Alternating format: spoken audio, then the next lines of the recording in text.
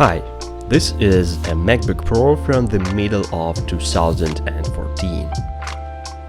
I accidentally bought it used for $300. As for me, it was the best generation of MacBooks.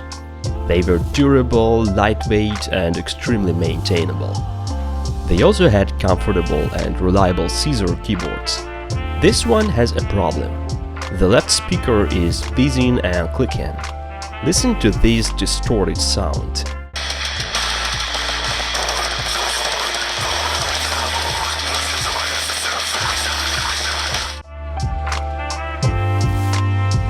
But that's not a problem since the speaker can be replaced easily.